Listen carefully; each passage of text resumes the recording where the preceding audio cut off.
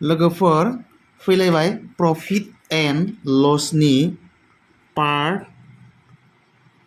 4 भिडिअखौ लानानै स' दिनैबो मोनसे इन्टारेस्टिं भिडिअ सावरायगोन आरो दिनैनि प्रफिट एन्ड लसनि नैबे पार्ट 4 भिडिअआनो बे प्रफिट एन्ड लसनि लास्ट भिडिअ जागोन बेनि उनाव जोङो नेक्स्ट मेथामेटिक्सनि लेसन जोङो सावरायगोन स' दिनै जोङो फटाफट सावरायनोसै मोनसे सोंथि इम्पर्टेन्ट सोंथि एग्जामाव फैयो आं मोनसे बानायगोन नोंथांमोना मोनसे होमवर्क महरै गावबा गावनो सल्युसन खालामनो नाजानांगोन आरो कमेन्ट बक्सआव बेनि एन्सारखौ लिरना हरनांगोन स' गोबाव खालामाब्लासिनो जेसे हायो थाब फोजोबनो नाजानि आरो जेसे हाबो क्लियार बुजायनो नाजानि आङो बुग्लब sold an item for ₹84,000 बुग्लबा सासे मानसिनि मुं बुग्लबा मोनसे मुवाखौ 84,000 राङाव फानदोंमोन ओमफ्राय फाननानै बियो मा जाबाय लस जाबाय बेसेबां लस जाखो 25% लस जाबाय स' सोरबा बेखौनो बर' लिरनो होदों बर' लिरना लाब्रा आं नै बर'दो बुंना होनोसै नै आं बर'जों लिरना होनांगौ बिदिथ' नङाना आं बुंना होयोबाथ' नोंथांमोना बर'जों लिरना लानो रोंगौ ना अब्ला आंलाय मानो लिरना होनो आं मोजाङै बर'जों बुंना होनि बर'जों लिरना लाना दोननाय जाय बर'जों लिरजानो लुगैदों आंखौ बिथांमोना बर'जों लिरना लानाय आं खुगाजों स्राय बुंना होनि बुग्लबा मोनसे मुवाखौ 84,000 राङाव फानदोंमोन आरो 25% खहा जादोंमोन जोबथासिम दाना लिरलाय दाना बियो फाननानै लस जाबाय दाना at what price should he have sold the item to have gained a profit of 40% अब्ला बियो बेसेबां राङाव फाननायमोनब्ला 40% मुलाम्फा मोनगौमोन जे बर'जों लिरनानै ला जाय बर'जों लिरजानो लुबैदोंमोन आं खुगाजोंनो स्राय बुंनानै होबाय दानिया लिरनानै लादो बहियाव गावबा गाव ओमफ्राय आं दाना बुजायनोसै बिराद गोरलै बुग्लबा 84,000 राङाव मोनसे मुवाखौ फानदोंमोन आरो फाननानै बियो 25% लस जादोंमोन बिसिनि राङाव फाननानै बियो लस जादों अब्ला बियो बेसाङाव बायना लाबोदोंमोन बे जिनिसखौ बे मुवाखौ अब्ला जों बायनाय बेसेनखौ दिहुनबानो ओंखारनोसै दाना जों बायनाय बेसेनखौ दिहुनसै बायनाय बेसेननि फर्मुलाखौ बायनाय बेसेन दिहुननाय फर्मुलाखौथ' नोंथांमोना मिथिखायो आरो आं मिथियाबा बुंना होलायनोसै सिगांबो खोन्थाखाबाय बायनाय बेसेन माने मा कस्ट प्राइस माने मा सि माने सिंथिं दाजाबनांगोन मुलाम्फा एबा खहाखौ नै लस जादों 25% मा 25खौ दानख'नांगोन गोजौआव 100 ओमफ्राय सानजाबनैथिंगालि सेलिं प्राइस बेसेबाङाव फानदोंमोन नैया 84,000 होमबा नैबे 84,000 दाना जों सानखान्थि बानायनोसै सायाव थाबाय 100 नैबे 25निफ्राय 100निफ्राय 25 थांबा 75 ओमफ्राय सानजाब नैबे 84,000 बेनिफ्राय दानिया नैजों सानजाबनानै नैजों रानना हो आं दाना बेखौ खालामबाय थालिया मानो होनबा गोबाव जायो नोंथांमोना बुजि मोननोसो नांगौ नालाय प्रेक्टिस खालामनि जों दा केलकुलेटर बहननानै खालामना खिथिलायनि 2जों 84,000 जों 100 सानजाबा बेसेबां जायो लाथिख' मोननै बारायो बे सिम्पलसो बिदि सानजाबनो बेबायदि सानजाबनो होमबा नै 100 सानजाब नैबेजों 84,000 नैसिनि जायो नैया ओमफ्राय नै 75 रानना होदो नै राननाय 75 नै बेसेबां जाबाय अब्ला जों लिरनोसै इखो 1 लाख नैबेखौ आसखौ नांलिया आरोखि खेबसेयावनो रानज'खाबाय नालाय 1,12,000 गैला 12,000 अब्ला थारमाने बे बुग्लबा नैबे मुवाखौ नैसिनियाव फानदोंमोन खिन्थु बियो बायना लाबोदोंमोन 2 राङाव बिनिखायसो लस जायो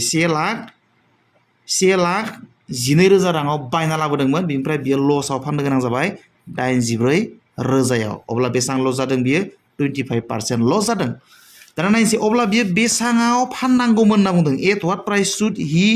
have sold that item to have gained a profit of 40%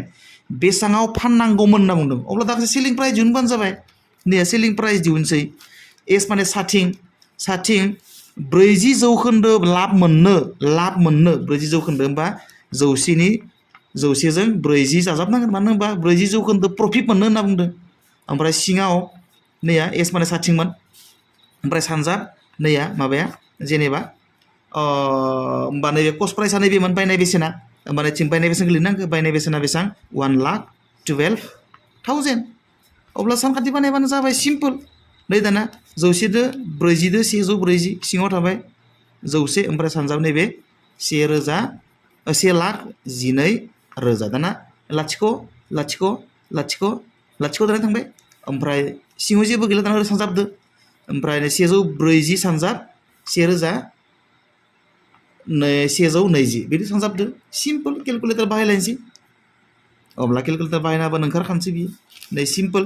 नै 140 सानजाब नैबे आरोखि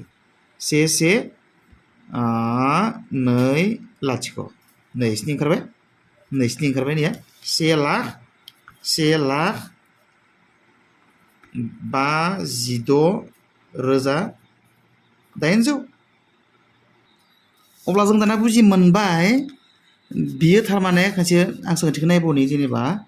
बुग्लबा 84,000 राङाव मोनसे बेसादखौ फानदोंमोन किन्तु बिसिनि राङाव फाननायाव बियो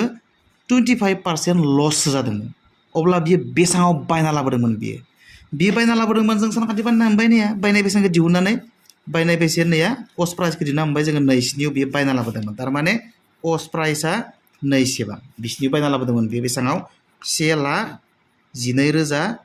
राङाव बियो बायना लाबोदोंमोन ओमफ्राय बियो फानदोंमोन नैसिनियाव लससो जाबाय बेसां लस जाखो दानख'बानो मोनगोन माने पार्सेन्टआ 25% जायो आरोखि बिनिफ्राय दानिया बियो दाना सोंबाय होमब्ला बिसिबाङाव बायना लाबोनानै नैसिबाङाव फानदोंमोन बियो जायनि जाहोनाव बियो 25% लस जाबाय अब्ला दाना सोंथिया सोंबावदो अब्ला बियो 40% मोननो थाखाय बेसेबां दामाव फानबावनांगोन होनना बुंदों बे बेसादखौ नैसिनि मालखौ नैसिनियाव फाननानै नैसिबां पार्सेन्ट लस जाबाय अब्ला बियो इसिंथ' लस जाबायानो अब्ला बियो 40% प्रफिट मोननो थाखाय बेसेबां हाजार बा लाखाव बियो फाननांगौमोन होमबा जोङो फाननाय बेसेनखौ दिहुनलायबाय नैया सानखान्थि बानायबाय सिम्पल भेरि इजि थाङै थाङै मोनबाय जोङो अब्ला नैसिनियाव फाननांगोन बियो सेलिं प्राइसआ बेसेबां फाननांगौमोन बियो 1,52,800 राङाव बियो फाननांगौमोन अब्ला नैबेनि एन्सार जाबाय स' भेरि इजि दा नोंथांनि हमवर्क नैबे भेरि इन्टारेस्टिं बेबो बेजोंनो समान आं दासो दिन्थिनायजोंनो समान बियो नायनोसै बाय सेलिं ए पेन फर 600 रुपिस थेनट्रें लसेस 10% थारमाने थेनट्रेंआ फेनखौ मोनसे फेनखौ 600 राङाव फाननानै बियो 10% खहासो जादों अब्ला दाना एखे सोंथि गोजौनि जोंनो अब्ला बियो 20% प्रफिट मोननांगौमोनब्ला बियो बै जिनिसखौ बेसेबां राङाव फाननांगौमोन सेलिं प्राइस दिहुननो खोन्थादों थारमाने फार्स्टआव नोङो बुंबावनि आङो थेनट्रेंआ खासे मानसिनि नाम मोनसे फेनखौ बियो 600 राङाव फानदोंमोन बियो फाननानै किन्तु बियो 10% खहासो जादों अब्ला बायनाय बेसेना बेसेबांमोन बेखौ दिहुनना लाग्रोनांगोन बायनाय बेसेनखौ मोननायनि उनाव दाना फाननाय बेसेनखौ दिहुनलाय 20% मोननो थाखाय बियो बेसेबां प्राइसआव बियो बै फेनखौ फाननांगौमोन 600नि जायगायाव बेसेबाङाव फाननांगौमोन बै गोजौनि 6 नाम्बारजोंनो 8 नाम्बारजोंनो समान एखे फर्मुला मात्र अनजिमायाल' बेलेग स' नोंथांमोना बेखौ नाजा ट्राइ खालाम हागोन इजिसोखा ओमफ्राय एन्सारखौ कमेन्ट बक्सआव लिरनानै हर स' बाय बाय सि इउ नेक्स्ट नोंथांमोननि एन्सारखौ नायनानै थाबाय